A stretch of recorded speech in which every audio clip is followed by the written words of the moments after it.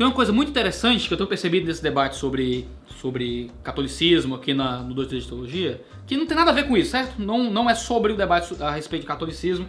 Se você tá nessa treta, você pode pular esse vídeo se quiser. Mas é algo que é uma meditação que eu tenho feito em cima desse debate todo. De que muitas vezes as pessoas não estão querendo pensar, elas têm preguiça de pensar e elas querem achar um lastro intelectual na realidade a partir de alguma autoridade. E o que é que isso faz? As pessoas encontram muitas vezes, porque elas querem ter uma opinião firme, alguém que lhes representa, um grupo de pessoas que lhes representa intelectualmente, né?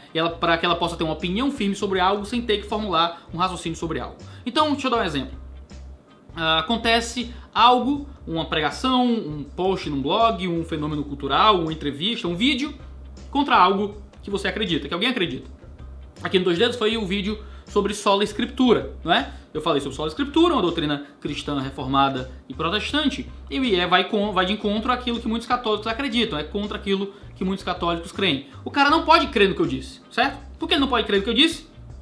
Porque ele vai ter que assumir que estava errado em muitas coisas, ele vai ter que mudar o modo como ele interpreta o mundo, ele vai ter que mudar de religião, ele vai ter todo um fenômeno social, psicológico, cultural e histórico que vai ser traumático e problemático para ele. Então ele não pode acreditar naquilo ali porque custa caro acreditar naquilo ali.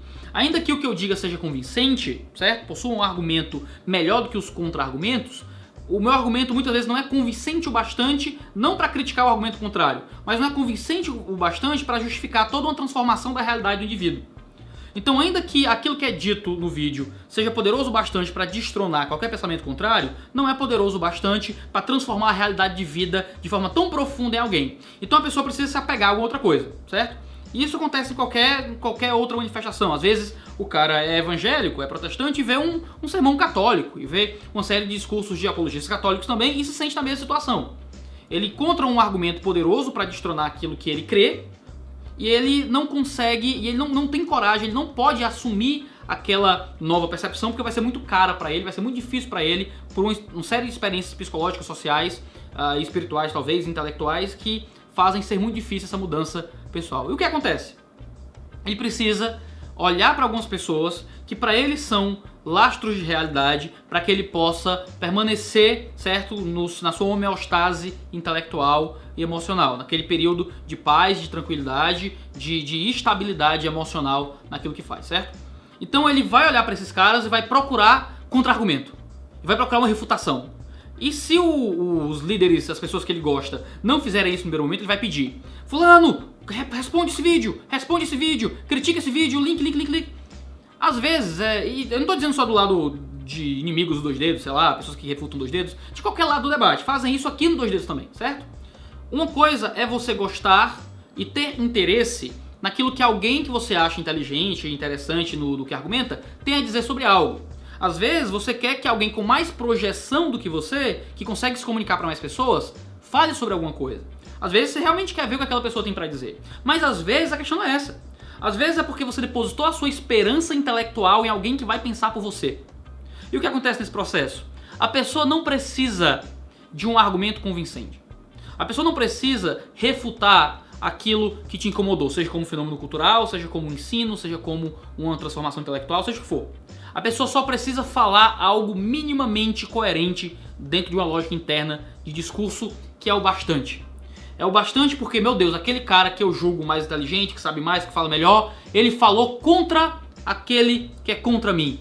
Então eu já posso depositar minha paz e minha esperança nisso. Eu não preciso refutar a pessoa, eu não preciso lidar intelectualmente com os argumentos, eu só preciso olhar para aquele que refutou aquilo, ou que pretensamente refutou, ou que só falou qualquer coisa contra aquilo que eu não gosto. Tenho paz no meu coração. Fazem isso no 2 Dedos de Teologia, certo?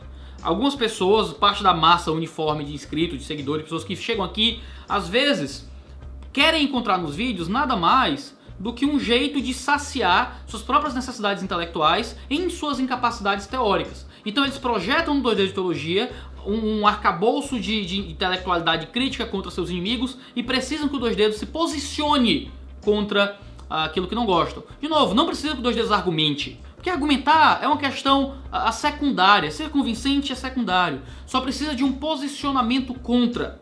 E por causa de todo o ethos intelectual daquele que fala, opa, eu acho que o Iago é uma pessoa inteligente, estudiosa, pastor, faz mestrado em teologia, formado em teologia, ó, tem um monte de livro aí atrás, coisa maravilhosa. Então eu posso depositar no Iago a minha esperança intelectual contra um crítico que eu não consigo responder. O mesmo acontece do outro lado.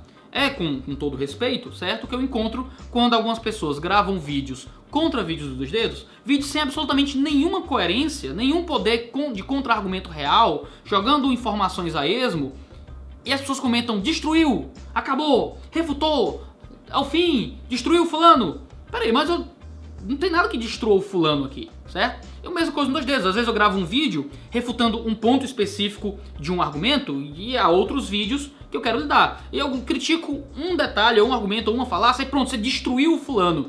Ah, Iago, você destruiu o cicrano. Calma, eu não destruí, nem eu acho que destruí, certo? Eu lidei com um argumento específico. E talvez tenha, na minha tentativa, eu acho que talvez tenha feito, de refutar tal argumento específico. Eu não consegui destruir a totalidade de um indivíduo, que é muito mais complexo do que um debate. Mas a pessoa chega lá com essa expectativa: parabéns, Iago, você destruiu fulano de tal, certo? Esse tipo de coisa é complicado porque algumas pessoas já descobriram que há como angariar público em torno desse tipo de coisa. Em torno de fornecer para as pessoas um mero posicionamento. Existe o interesse de ser minimamente coerente, senão ser refutado fácil. Quanto mais poderoso for o seu poder de contra-argumento, melhor, porque você angaria mais pessoas, e pessoas numa escala cada vez mais distinta de nível intelectual, em torno daquilo que você tem para dizer. Mas é nada mais do que posicionamento. É nada mais do que uma tentativa de ter pessoas orbitando em torno da sua capacidade de verborragia intelectual, muitas vezes sem nenhum poderio real de argumento. Muitos blogueiros famosos cresceram dessa forma. Muitos blogueiros famosos são só isso, certo? São apenas isso. Não são argumentos coerentes contra o erro. Até porque geralmente são pessoas que não têm conteúdo propositivo.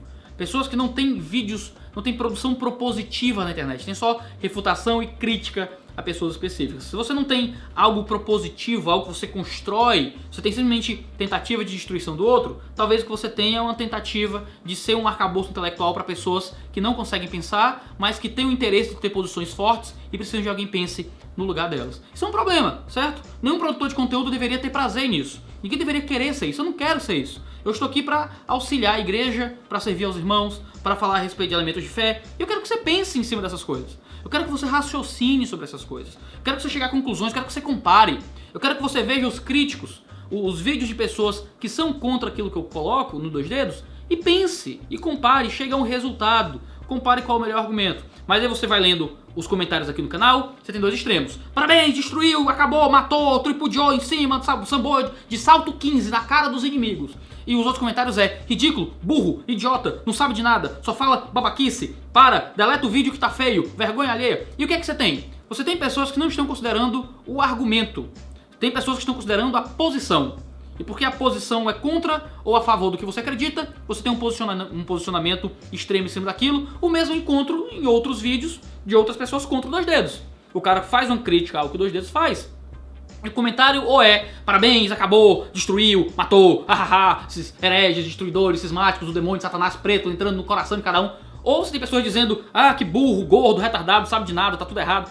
E ninguém está considerando o argumento. É nada mais do que uma turba ensandecida em torno de seus ídolos intelectuais ou de pessoas que dentro de um debate público representam a sua posição. Isso não é saudável para absolutamente ninguém. É uma das coisas mais desmotivadoras da produção de conteúdo na internet e dessa tentativa de dialogar com outras pessoas, com outros argumentos, porque não é todo mundo que é assim, certo? Talvez não seja nem a maioria das pessoas que são assim, mas é quem mais tem saco e ênfase e talvez até interesse em se manifestar quando comenta ou quando fala no canal, certo? As pessoas ponderadas geralmente se calam, são geralmente os extremos de ódio ou de amor que aparecem falando muitas vezes nesses contextos. É pelo menos um comentário pra gente não confiar em comentário e em barras e na parte dos comentários dos vídeos do YouTube, porque se você fosse deixar levar por isso, você morre, certo? Você vira um bipolar maluco, né? Você vira um personagem do Rick e Morty, você vira a fusão entre Adolf Hitler e Abraham Lincoln, né? E você morre em crise interior, certo?